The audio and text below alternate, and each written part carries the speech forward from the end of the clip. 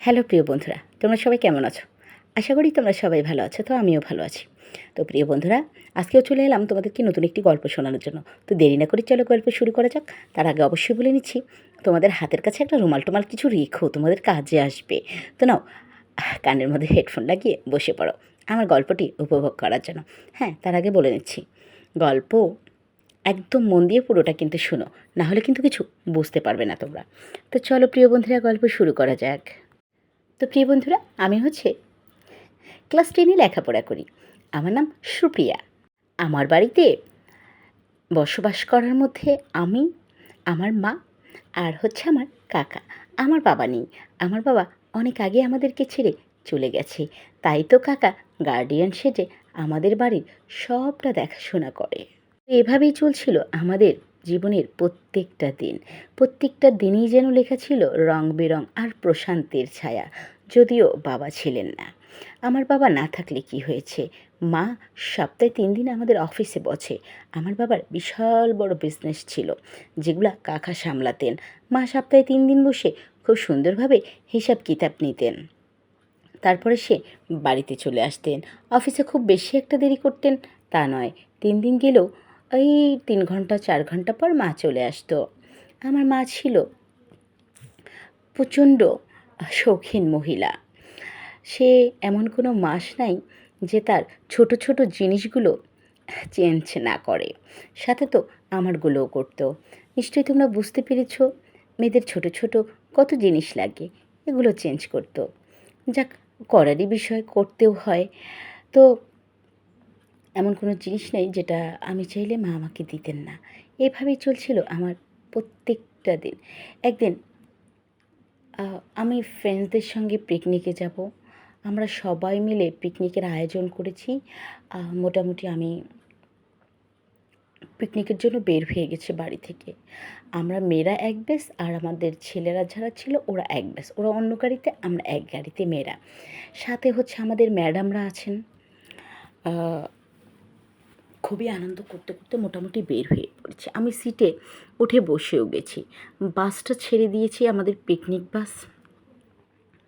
তো কিছু দূর রাস্তা যেতেই আমার একটু একটু হালকা পেটে ব্যথা হচ্ছিল। তো আমি ভাবলাম এমনি হয়তো। সকালে একটু নাস্তা করে তাড়াহুড়ো করে বের হয়ে গেছি। তো খাওয়া অবস্থায় রেস্ট করিনি, জলদি জলদি করে বের হয়ে গেছি। এই জন্য বোধহয় আমার পেটে ব্যথা করছে। আমি ওই অবস্থায় আমাদের পিকনিক স্পট পর্যন্ত চলে আসি। খুব বেশি দূর ছিল না, জাস্ট কত 35 মিনিটের মতো লেগেছে আমাদের বাড়ি থেকে বাসে করে আসতে। যাই হোক, আসার পর সমস্ত আয়োজন যখন চলছিল তখন ব্যথাটা তীব্র আকারে বেড়ে গেল। তো আমি বিষয়টা মিসের সঙ্গে শেয়ার করলাম। মিস আমাকে বলল, তুমি আমাকে কেন বাড়ির কাছে থাকতে বললে না? এ অবস্থায় এখানে থাকা ঠিক নয়। আমি বললাম, এখন কি করব, আমার যে খুবই অস্থির লাগছে, মোটেও ভালো লাগছে না। এভাবে বলার পর তারপরে ম্যাডাম বলল, তোমার তো এখানে থাকা ঠিক নয়। আমি বললাম, হ্যাঁ সে তো আমি শুনতেই পেলাম, কিন্তু এখন কি করব সেটা বলেন। বলল, ঠিক আছে, তুমি বাস নয় স্যার, প্রাইভেট কার আছে, তোমাকে বাড়িতে পৌঁছে দেওয়ার ব্যবস্থা করছি। আমি বললাম, ঠিক আছে, ভালো হয়। তো আমি প্রাইভেট কারে বেরোয় গেলাম। ড্রাইভার আমাকে খুবই অল্প সময়ের মধ্যে, আরও কম সময়, প্রায় 17 মিনিট লেগেছিল। আমি রাস্তায় বললাম, আপনি একটু দাঁড়ান। নিজের পার্স থেকে টাকা বের করে আমি ফার্মেসি থেকে একটি পেট ব্যথার ট্যাবলেট ও অন্যটি গ্যাসের ট্যাবলেট কিনে নিই। তা আমি ফার্মেসিতে খেয়ে নিলাম। খেয়ে নিয়ে বাড়ির উদ্দেশ্যে আসলাম।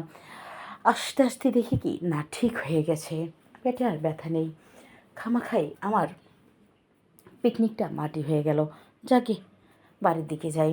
তারপরে যথাযথ স্থানে নেমে বাড়ির উদ্দেশ্যে গেটের দিকে অগ্রসর হচ্ছিলাম। হঠাৎ করে দেখলাম যে আমাদের মেন গেটটা খোলা, চাপানো।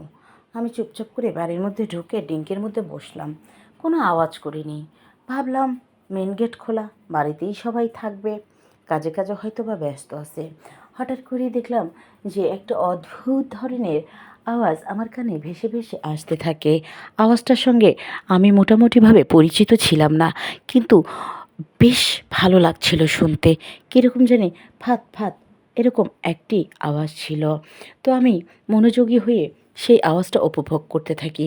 তারপরে ভাবলাম যে বাড়ির দরজা যেহেতু খোলা, হয়তোবা রান্নাঘরে কিছু মা রেঁধে রেখেছে। কুত্তা হয়তোবা সেটা খাচ্ছে, তাই এই ধরনের একটা আওয়াজ ভেসে আসছে। আমি খুব সুন্দর করে রান্নাঘরের দিকে গেলাম, দেখলাম কিছুই নেই। রান্নাঘরের অপোজিটে মায়ের ঘর ছিল। তো দেখলাম রান্নাঘরের জানালা থেকে মায়ের জানালাটা বেশ পাশাপাশি। তো সেখান দিয়েই খুব সুন্দরভাবে আওয়াজটা উপভোগ করা যাচ্ছে, আমি করলাম। তারপরে সেখান থেকে বের হয়ে ব্যালকনিতে গেলাম। ব্যালকনিতে যেয়ে দেখলাম যে মায়ের ঘরের থেকেই এই আওয়াজটা ভেসে ভেসে আসতেছে। অদ্ভুত হলো। তারপর আমি জানালা দিয়ে তাকালাম, তাকিয়ে দেখি ঘরের পর্দাগুলো উড়ছে। জানালা তো লাগানো ছিল, কিন্তু তেমনভাবে না, লক করতে হয়তো বা ভুলে গিয়েছিল। চোখটা দিয়ে তাকাতেই চোখ কীরকম আটকে গেল সেই জ্বালানায় আমার। আমি খুবই ভালোভাবে সেদিকে তাকিয়ে তাকিয়ে বিষয়টা দেখতে থাকি আর বুঝতে থাকি। বুঝতে গিয়ে যা বুঝলাম তা তো দেখে আমার ভাবনাই বদলে গেল। দেখলাম কাকা সযত্নে মায়ের কাজ করে দিচ্ছে। প্রথমে ওয়ালগুলো খুব সুন্দর করে করে গোড়া থেকে মাথা পর্যন্ত মাজলো, খুবই সযত্নে ঘষে ঘষে মেজে মেজে পরিষ্কার করে নিল। করার পর ওয়ালে থাকা সেই দুটো লকেটকে খুব দারুণভাবে পরিষ্কার করলো। করার পরে ফ্লোর পরিষ্কার করছে। ফ্লোর যেটা দিয়ে পরিষ্কার করছে সেটা বেশ সুন্দর, তোমরা নিশ্চয় বুঝতেই পেরেছো। তো যাক, বিষয়টা আমি দেখলাম। দেখার পরে আমার না অদ্ভুত লাগছিল, কেমন কেমন জানি।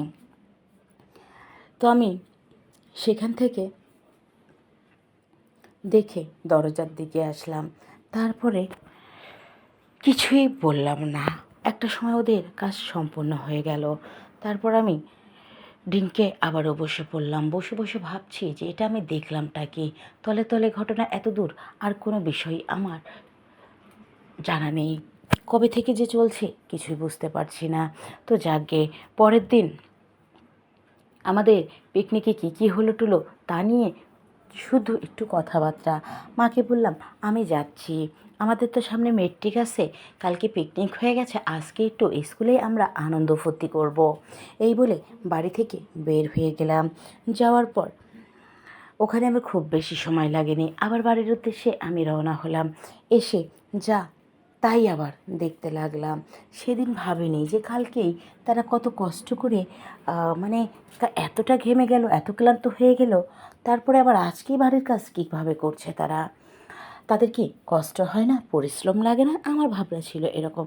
এসে দেখলাম তারা বাড়িতে আবার দুজন মিলেমিশে একে অপরকে প্রচণ্ড রূপে সাহায্য করছে। দুজনে তো ঘেমে প্রচণ্ড অস্থির। তো দেখে আমার চোখ ধাঁধা লেগে গেল। সেদিন তো আমি মোটামুটি দরজা দিয়ে ভিতরেই ঢুকে তাদের চোখে চোখ পড়ে যায়। তারা আমাকে দেখে বলল, শোন তো। আমি বললাম, কি হলো, তোমরা এটা কি করছো? বলল, বাড়ির কাজ করছি। ঠিক আছে, তুই একটু এখানে বস। এই কথা বলে মাকে কাকা ইশারা দিল, আর মা ঘর থেকে বেরিয়ে গেলেন। যাওয়ার পরে কাকা বলল, এখানে বস, আজকে এই নতুন কাজটা তোকে আমরা শিখাই। আমি বললাম, মানে আমরা মানে? বললো, না আমি শিখাবো, আয়। তবে হ্যাঁ, এই কাজটা শেখানোর একটাই কারণ তোকে, যাতে করে তুই কাউকে কিছু না বলিস। আমি বললাম যে আমি এমনিতেও বলবো না, প্লিজ আমাকে ডিস্টার্ব করে না। বলল, তা বললে কি আর হয়, আমরা জানি তুই এই বিষয় নিয়ে অবশ্যই মুখ খুলবি। ঘরের কাজ ঘরের মানুষ করছে, এতে বাইরের মানুষকে বলার দরকার কি? তুই এখন এখান থেকে বলে গেলেও পরে ঠিক বলে দিবি। আমি বললাম, আমি কি বোকা নাকি যে ঘরের কথা বাইরে বলতে যাব? ছাড়ো তো। এই বলে আমি যাচ্ছিলাম, কিন্তু কাকা আর আমাকে সেখান থেকে যেতে দিলেন না। বলল, কাজ না শিখে যাবি কোথায়? কিন্তু গত দুদিন যাবৎ আমার এই কাজগুলো দেখে দেখে ভাবলাম যে না, কাজ তো আমারও শেখা দরকার ছিল। সেটা ছিল অন্য বিষয়, কিন্তু কাকা আমাকে জোর করেই ঘরের সমস্ত কাজগুলো শিখিয়ে দিল। প্রথম প্রথম আমি একটু বিরক্ত হলে আপত্তি থাকলেও পরবর্তীতে আমার আর কোনো আপত্তিই ছিলেন না, কারণ আমার খুবই ভালো লাগছিল আর আমি খুবই আনন্দিত ছিলাম। তো এই করে করে বেশ কাকু দিনের বেলায় মায়ের সাথে সময় কাটাতো আর রাতে আমার সাথে সময় কাটাতো। আর কাজগুলো বড্ড সযত্নে করতেন। কিন্তু আমি ঠান্ডা মাথায় একবার ভেবে দেখলাম, না না, এটা তো মোটেও উচিত নয়, এটা কিছুতেই হতে দেওয়া যাবে না। এই বলে আমি প্রতিবাদ শুরু করলাম। তখন কাকা আমাকে বলল, তোকে বিয়ে দিয়ে পার করে দিয়ে দিব। আমার পরীক্ষা শুরু হয়ে গেল, আর আমি পরীক্ষাগুলো খুবই দক্ষতার সঙ্গে আর পরিশ্রম করে দিলাম। আমি পরীক্ষার পরে বাড়িতে ছিলাম বেশ কয়েকটা দিন। ওদের এইসব এত কাজকাম আমার আর কিছুতেই পছন্দ ছিল না। যদিও মন বারে বারে চাইছিল, তারপরেও কীরকম জানি নিজের কাছে নিজের একটু খারাপ লাগা তৈরি হয়। তাই আমি গ্রামে চলে গেলাম। আমার দাদা দাদি কেউই বেঁচে ছিলেন না, কিন্তু আমার বড় জেঠুমশা ছিলেন। আমি ওনাদের ওখানে যেয়ে বেশ কিছুদিন আরামে শান্তিতে থাকলাম। সেখানে আমার সঙ্গে সুশান্ত নামের একটি ছেলের সঙ্গে পরিচয় হয়। তারপরে আমি ওকে ভালোবেসে ফেলি আর বলি আমাদের বাড়িতে বিয়ের প্রস্তাব পাঠার জন্য। তারপরে আমার জেঠুমশাই কথাবার্তা বলে আমার বিয়েটা ফাইনাল করে দেয়। তারপরে বিয়েতে ভাও সেখানে চলে আসে আর আমি বিয়ে করে এখন সুশান্তর সঙ্গেই এখানে খুবই আরামে বসবাস করছি। সুশান্ত অনেক ভালো ছেলে, আমাকে অনেক ভালোবাসে, আমাকে অনেক আদর করে, অনেক সম্মান করে, রেসপেক্ট করে। তারপর থেকে আমি আমার মায়ের বাড়ি কখনোই যাইনি। তবে বাবার অনেক টাকা পয়সা থাকে, বেশ টাকা পয়সা আমি আমার জন্য এখানে নিয়ে এসেছি। তো প্রিয় বন্ধুরা, গল্প তোমাদের কাছে কেমন লাগলো?